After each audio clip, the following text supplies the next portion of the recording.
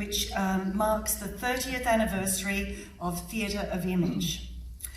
Theatre of Image, as you all well know, has contributed significantly to Australian theatre over the past 3 decades. And Kim Carpenter, as Artistic Director, has provided the visionary leadership which has shaped the company's distinctively visual and theatrical style of storytelling. NIDA is proud to claim Kim as one of its highly successful graduates. Kim studied production at NIDA when we were in the old campus across the road at UNSW. He subsequently went on to forge a career as a designer, a theatre designer, working with companies such as Melbourne Theatre Company, Nimrod Theatre Company, and then establishing Theatre of Image in 1988. Kim has a lifetime's association with NIDA. He was a former head of design, a member of NIDA's Board of Studies for 10 years, and directed several student productions for us, including 2 Strindbergs, a Ghost Sonata and a Dream Play. Over the years, Kim has been a wonderfully supportive teacher and mentor to many of our students. It is therefore fitting that we gather together as a community of practitioners and appreciators of theatre to here at NIDA to celebrate Kim's achievements through Theatre of Image. Kim, everyone at NIDA sends their very heartfelt congratulations to you. We hope you enjoy the afternoon celebrations. I will now invite Professor Di Yerbury, Chair of Theatre of Image, to the stage. Thank you.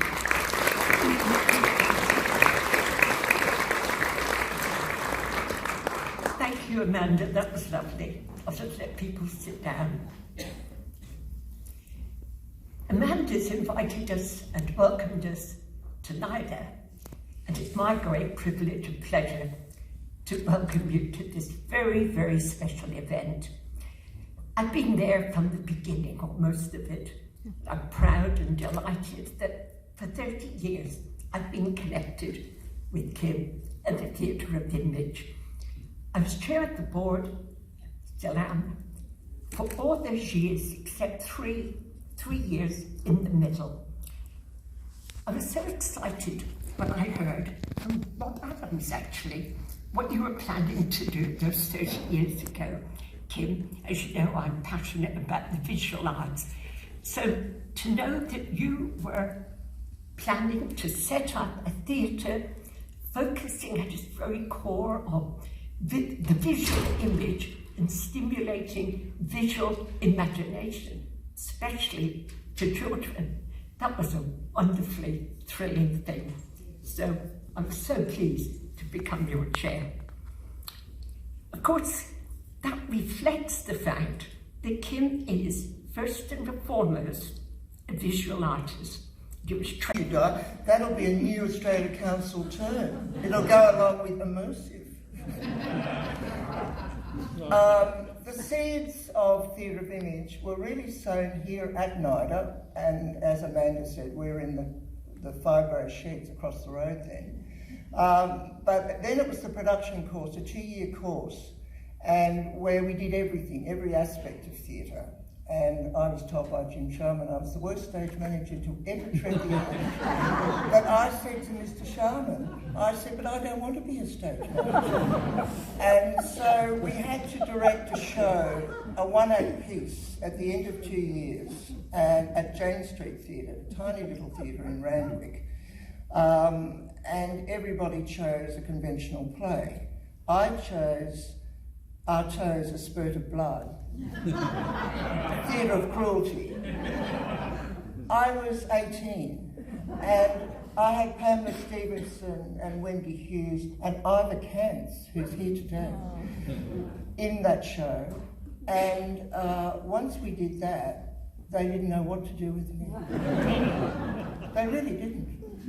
And my only references that indicated what I might want to do was from American dance companies like Merce Cunningham, Alwyn Nicolaius, even Alvin Ailey, that was more popularist, and art galleries, going to art galleries and exhibitions. And Wendy's here today, Wendy Whiteley, because Brett's work affected me greatly at that point in my life as well, because it went beyond the canvas and it was theatrical. So the next milestone, I became a designer of sets, costumes, props, etc., all the major theatre companies, opera, dance, etc. And then I got a couple of grants and I put them together and went to work with Robert Wilson in New York on a piece, Medea, the classic story, Greek story. He'd already done a workshop in Washington at the Kennedy Center, and then he decided to reinvent it again, and with English composer Gavin Bryars, who's always in the New Age section of any music store, they had another go at it, and it was to open at the Venice Opera House. And almost every second or third day, Bob was out of the rehearsal room trying to drum up more money on Fifth Avenue with fancy lunches and dinner parties, etc. And that's, I found very telling and interesting as well. And they were New York City opera singers, and they didn't trust this technique of visual theatre, theatre of image at all. They thought it was spastic acting.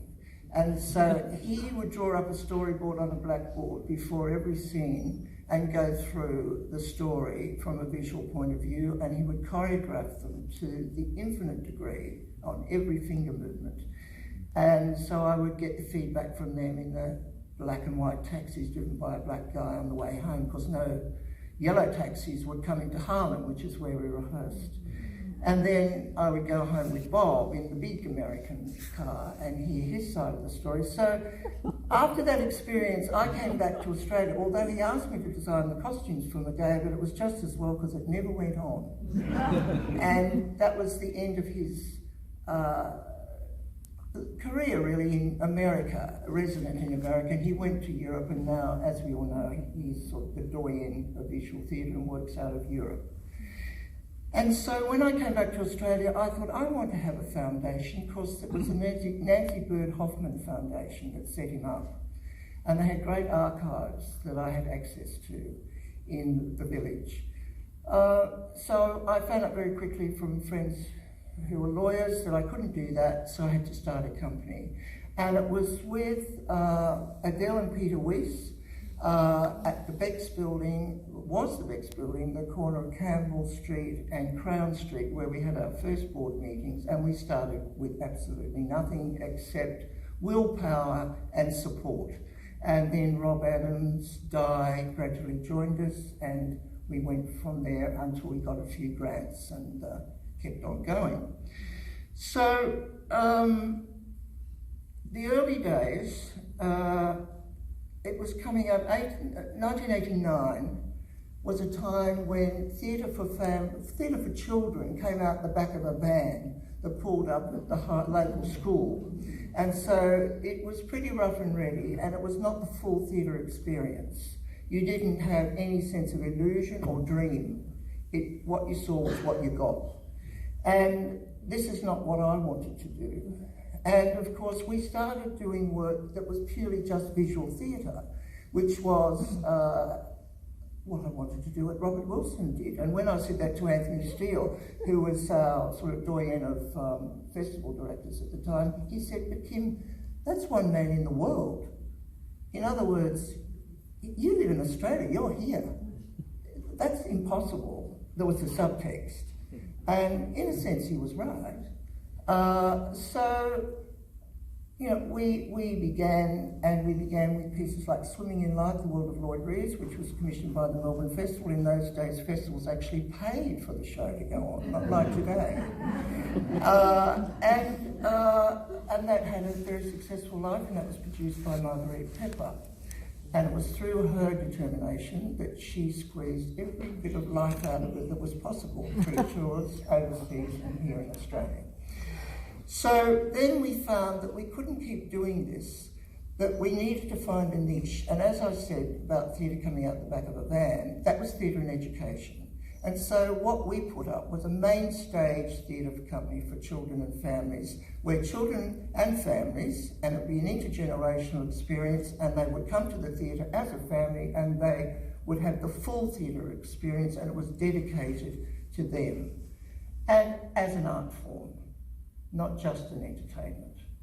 And so, gradually we developed and got more support. And over the years in Sydney, there have been 3 major strategic alliances: Sydney Theatre Company, Belvoir, and Parramatta Riverside. But it all comes back not to the bricks and mortar or the institution, it comes back to who's running it at the time and whether they're interested and engaged by what you do and what you want to do. So that was really what made us different, and it was a bit of a battle, as all new things in Australia are. And so today, I've asked people who've worked with us, artists, producers, to talk about their memories, or just to share their memories or anecdotes from their experience with theatre of image. When we put the book together, Neil and I, we thought it was very difficult to find everybody, because over 30 years a lot happens in life, as you know, and so we've lost about a dozen people. They've gone upstairs, and people have moved around. They're all over the world, so you're a small representation today. And so I would like to firstly introduce the first group of people who are going to talk are the producers. Now, the book reflects all these people and others. So I mentioned Marguerite earlier, and I wasn't sure if Marguerite was coming today, but I should point out that Marguerite was the founding producer of Theatre of Image, and as I said, she squeezed every bit of life out of Swimming in Light, as she did Hansel and Gretel, The Tale of Our Times, and The Happy Prince. The Happy Prince remained in the repertoire for 16 years and did 3 tours around the country, and went overseas and state tours, etc., etc. And of course now, with a different interpretation, it's to be a ballet opening next year with the Australian Ballet. So that's a legacy. So the first producer is my partner in crime, Neil Hunt.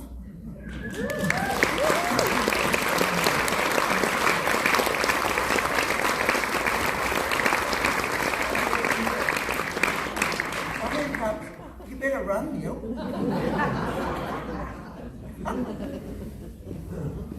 He's taking his time. He doesn't want to break a leg. No, it's not happening, Mark. Here we go.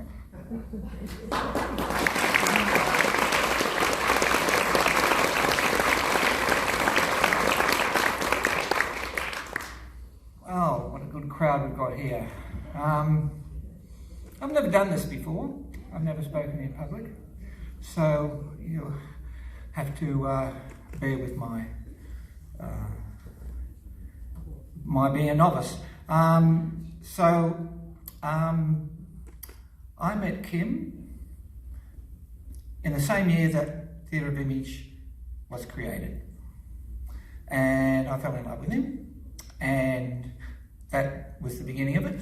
And I saw the very first show that he produced, and that was Hello at Sydney Theatre Company, which also kicked off our association with Sydney Theatre Company, which ran for 18 years, and we did 11 shows. Some were co-productions, some were just presentations. And the way we have survived, as Kim has mentioned, is through chasing the dollar. So we've put in a lot of grants to the Australia Council, Create New South Wales, as it is now called. It had various names: City of Sydney, Department of Education, Department of Family Services, Playing Australia, all the usual culprits. And strategic alliances, well, I've already mentioned Sydney Theatre Company with Seymour Centre. We did 10 shows over 16 years, and Robert is here, Riverside, from before he was at Riverside, and he was at STC, of course, when we were there as well. So 19 years at Riverside, most recently Brett and Wendy. We did 7 shows. Our other significant partners have been the Kakawishi Theatre Company. This is more on the side of co-producing. The Manitoba Theatre for Young People in Canada, Australian Youth Orchestra, Opera Australia, Sydney Symphony Orchestra, Argo in New South Wales, National Portrait Gallery, and the Powerhouse Museum, and that's not exhaustive. And also philanthropy, very important for a subsidised theatre company. So we had a long association with the Vincent Fairfax Family Foundation and James M. Kirby Foundation. They were our longest supporters, and perpetual trustees we got a grant from, and from the Peggy O Foundation also we got some money. In corporate we had Kmart for 2 years, Intercontinental Hotel, which helped us with our fundraising. We held most of our fundraising events there, and Peggy O was involved in that. Malfa Australia owned the Intercontinental, and again, so that's Peggy O again. The artists who have supported us have been fantastic. I mean, they've been giving us free work to auction out our fundraisers all this time. And most significantly, we've got Brett Whiteley via Wendy Whiteley, who's here tonight, and Arthur Boyd, who was a patron of ours for a long time. Peter Griffin, Tim Storia, late Kerry Lester, Robin Stacey, and Kim Carpenter. This has given us a lot of art, pretty kindly of it. And there's too many to mention in terms of the private giving. We've had so many people come to our fundraisers and give us donations, and we built up a very, very solid base of true believers. And so our most prolific years were from 1997 to 2015, and in 1997, Lisa Hamilton went off to greener pastures, and leaving a big gap, a very, very, very big gap. And I was working in IT, and I was bored, mindless, and I was up for my long service leave, and so there was this gap to fill. And Neil Simpson, is Neil here tonight? Yes. Yeah, Neil Simpson, there you go. He suggested to Kim that perhaps I could do the job of being a general manager. Not that I've ever managed a general in my life. Of course. And you know what a group of Neils is called? A pew. And we've had another Neil, of course. I think you might have heard of him, one called Harfield, involved as well. So he suggested to Kim that I could do the job because I had a background in IT and in the media. I worked for Rupert for a long while, and also for the tax office. I'm sorry. We all do terrible things in our lives.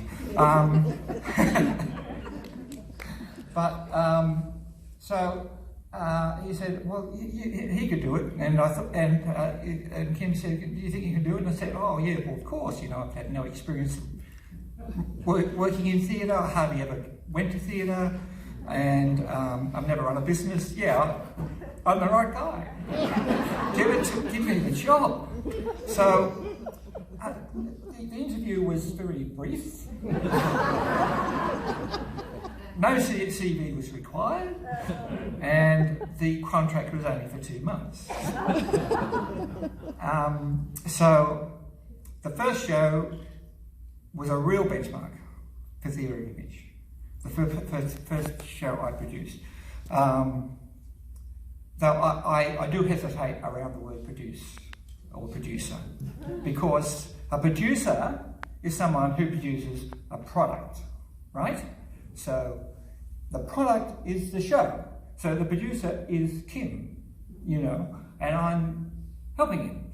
And so I was never really comfortable with that. I've always seen myself as being the other half of theatre of image. So Kim does all this stuff. You know, he doesn't just create a show.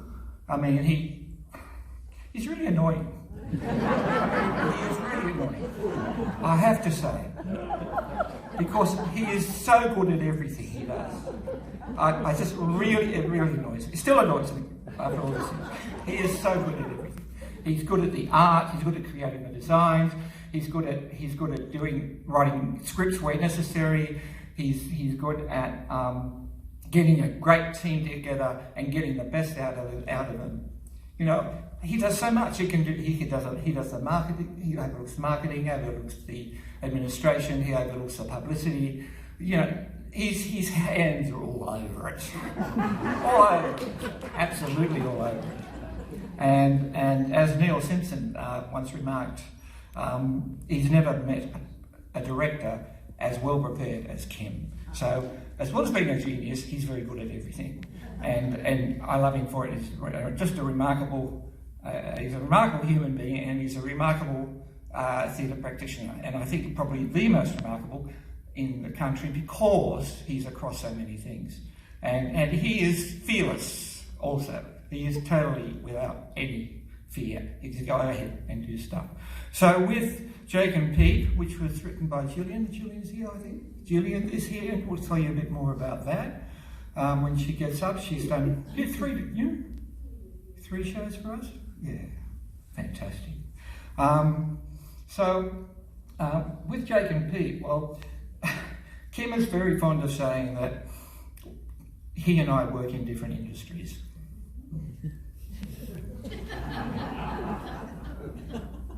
And it's a bit tricky. He works in the performing arts and I work in show business. So there's a bit of conflict going on there. And Kim knows quite well that I don't like plays. Even good ones. We saw a good one at the ensemble and just last week. It was a very good play, if you like plays. But the set was one chair. And I think about the set Monkey or, you know, even Jake and Pete, and I think, okay, yeah, I guess I'll think about it. And what really spoiled me, Kim did a record with me. When we went to New York for the first time, he took me to a musical called Ragtime, which was just jaw-dropping, absolutely jaw-dropping. And I hadn't seen a musical since Hair, and it was not on it was not on Broadway. And so that was it for me. Musicals, give me musicals. But the closest thing to what we do is the musical, because it's multidisciplinary. Musical, they've got to be able to act, they've got to be able to sing, they've got to be able to dance, they have fantastic sets, fantastic lighting, all this stuff, you know. And that's what Kim does. He puts all of these elements together. Sometimes he'll focus on one more than another, but that's what we really do. And so with Jake and Pete, it was a watershed because we started digital video in the country. And we had, because of our partnership with Macquarie University, we were able to get the services of Fabian, and Fabian's here filming us, so he's got the evidence in case of the ICAC does investigate funding bodies and the way they operate. And so you got Fabian, who, as I said, is filming this, and Leanne Wiltshire, who'd never done anything like this before. And Kim did all the drawings, and then Leanne did the digitisation, and then Fabian did the animation, or the other way around, I'm not quite sure, I don't remember. And then we had the Umbilical Brothers. Is Shane here today? Yet, being a good storyteller myself, whether she in fact does find her grandmother, but I will reveal that end. Let's fast forward to, or let's hark back first of all to the publication of this book, and a publisher telling me that I was very, very interested in books going from the book form maybe to play or dance, or particularly the love of my life, which is opera. And a friend of mine, Rita Shah from Oxford University Press, I think, who loved your artwork, Kim, gave me your address, and we met, and with Neil and so forth. And I had the privilege of sitting there in your lounge room and reading the text from Grandma's Shoes, something writers generally like to do, and seeing your response. And immediately Kim was taken with the story, I'm happy to say. And fast forward a bit, Kim, and there we were in the Australian Opera at the board meeting, sitting with the likes of, well, Moffat, Oxenbould, of course, but also Richard Bonning, who was there. David Malouf was there. Oh, that's right, David Malouf. Elijah Majinski, who'd just done the Hansel and Gretel opera, and of Kim explaining how he was taken with the story and bringing it to stage for children, fleshing it out and making it even more magical. And I then read the text again. And what was lovely, Kim, wasn't it? We were both incredibly relieved that they saw it as something they would like to be part of the development. Just before that, let me say one thing I missed out, was that I went on tour with this book and others, as I did at that time, because I was prolific at that stage in my writing career. And the tour took me to Papua New Guinea. And I had a wonderful night there where the teachers and adults in the town that I was in, not the children, gathered together to sing. And at the end of the singing, they asked me to read one of the books, and I did choose Grandma's Shoes and read it. And afterwards, I was absolutely thrilled by the fact that they said to me, "How did you know our spirit world? That's exactly our spirit world." And I felt like then the book could, I thought, travel universally. It certainly did in the US. But then, so we had this wonderful music of Graham Kerner, who Kim suggested would be wonderful. And I had a marvellous time in Amsterdam when he was there, and we were both travelling, and I sat in the little kitchen of the flat I was in with my husband and read the libretto to him. And that was the wonderful thing of him smiling and nodding, and the fact that we were going to go ahead with his wonderful music lighting up Grandma's Shoes. So it was a magical journey to the stage. It was on at the Seymour Centre with Kim's amazing and beautiful artwork and the costumes, the puppeteering from the Monkey King to the Waterfall Man. It was quite a splendid production. And what was lovely was not only that it was reviewed so well, but that standing at the door as the kids came out, seeing the smiles on their faces, and the parents, that was really good, that it seemed to be across all ages. So I'd just like to tell you the little bit in the book where she, in fact, you'll be happy to hear, does meet with her grandmother, finally. And the grandmother puts out her arms to greet this child. "You have found me, my little ones, true. But the time of telling tales, of growing flowers and braiding your hair, that's past." So the little girl says, "Please come back, Grandma, please come back." She says, "I can't come back," she tells me gently, but then smiles, "besides which, I like it here." And so she says, "Take the shoes, put them in the back of your wardrobe, and when you're grown up, they will truly be your shoes, and you'll step into them, as I'm stepping into my grandmother's shoes, telling these tales." I want to just read a tiny little bit about Kim to finish, and Neil to the wonderful pair who bring these things to life. Look, it was a difficult subject to take up, the death of a grandmother, a beloved family member. A serious subject in Kim Carpenter's sensitive hands was presented with the lightest touch. We had drama, pathos, fun, resonance and resolution, all visibly, magically on stage. As I said, the critics hailed it as a success, but you could tell from the audience. A fairy-like presentation, edged with deep human feeling, has indeed done its magic. Grandma's Shoe is an opera for children, and under Kim's direction, it worked just beautifully across all generations. So Kim, thank you so much for bringing your artistry to it, and again to having the privilege of working with you and with Neil. Thank you.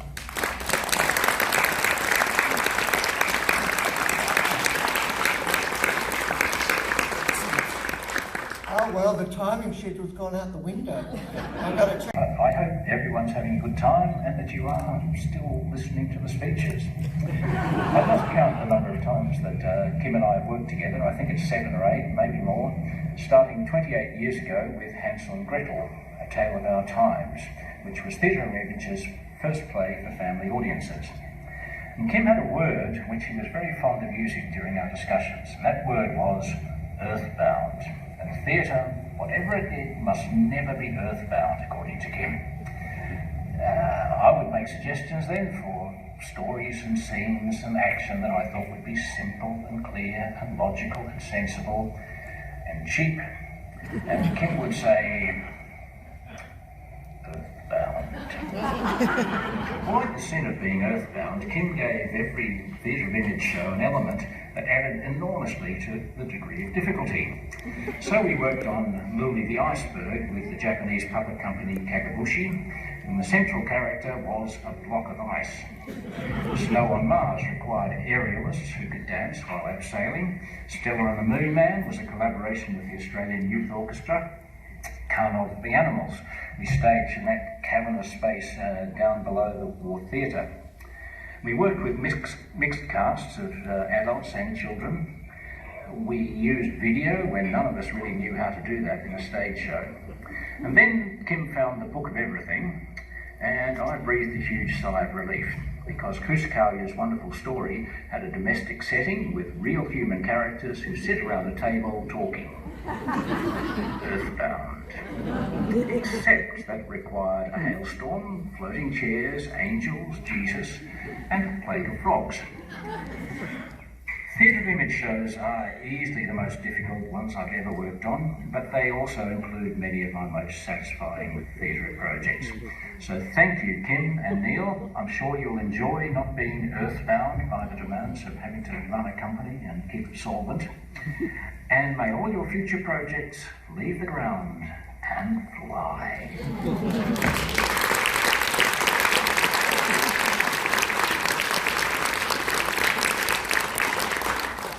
So now I'd like to introduce Wendy Whiteley, the subject of one of our shows, with Brett Whiteley, of course. Hello, Kim. Hello, Neil, Di, Rob, all of you who are in any way associated with Theatre of Image. I'm sure there are many of you there today. And I'd just like to say I'm so sorry that I can't be with you today to celebrate, I can't believe it, 30 years of Theatre of Image. It's been, I think, about 33 years since my first involvement with Kim in a production, his extraordinary magical production of A Midsummer Night's Dream, which was my first experience of the total theatre of Kim Carpenter. Wonderful music by David Chesworth, Merrill Tankard, the choreographer, fabulous sets and costumes by Kim, of course, and a great cast and a little bit of help from William Shakespeare and Aubrey Miller. That was 33 years ago. Not long after that, Theatre of Image was set up, and I started to go to see shows that Kim put on. My children were born, and I very clearly remember taking them to see an extraordinarily beautiful production of The Happy Prince, I think in 1993. My two children, Harry, who's now an actor, Holly, who's now an artist, sitting next to me watching this exquisitely beautiful, very moving production, beautiful play, beautiful story, and watching their enthralled faces and being very moved myself by this. And that was really the beginning for me, because I was involved as a parent and seeing their faces engaged with what was going on stage. Not long after that I became a board member, and then a little bit down the track an ambassador, and I've been a frequenter of Theatre of Image productions ever since. So on behalf of my children, myself, all the kids who've ever seen a Theatre of Image production in this state, in this country, anywhere in the world, Kim, congratulations and thank you for your extraordinary gift that you have given us, and it's a gift of igniting our creativity. And to ignite the creativity of a child is a really special, special gift. And you have really done that for many, many kids and adults all over the world, so congratulations. Here's to the future. Here's to seeing The Happy Prince in 2020 on stage again, once again in a different iteration with the Australian Ballet. I'm very much looking forward to seeing that, and I'll look forward to seeing anything that you do, Kim and Neil, and anyone who is in any way involved with this company in the future. So here's to Theatre of Image, here's to 30 years, here's to a book launch, here's to a great party, here's to a celebration, and here's to a great big thank you to you, Kim, and to all of Theatre of Image, anyone who's been associated with the company for this long. I'm so sorry I can't be with you, I wish I was, but much, much love from me. Thank you.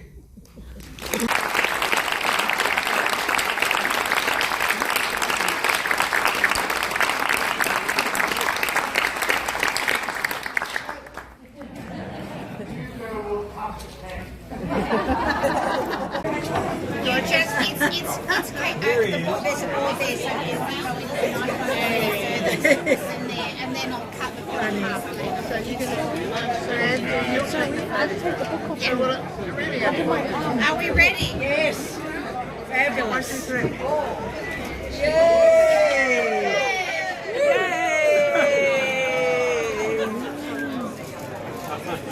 But yummy.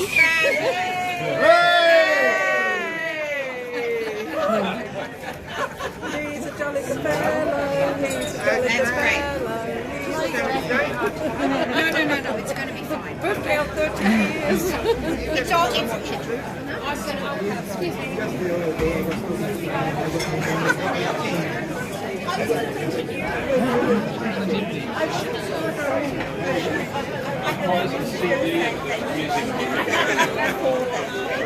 Very disappointed that didn't get you to come.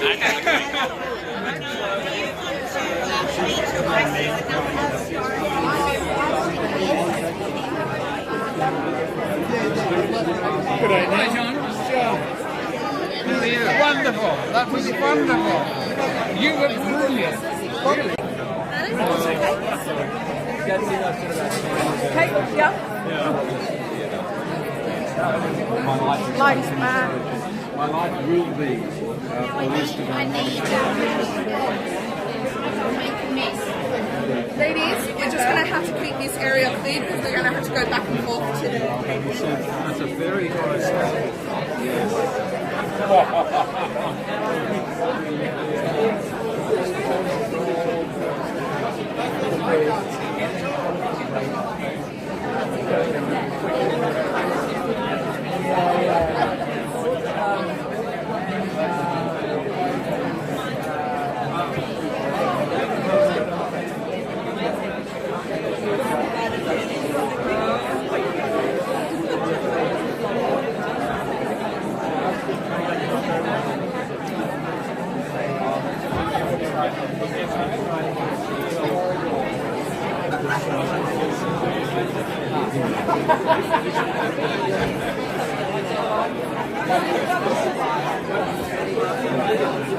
Thank you.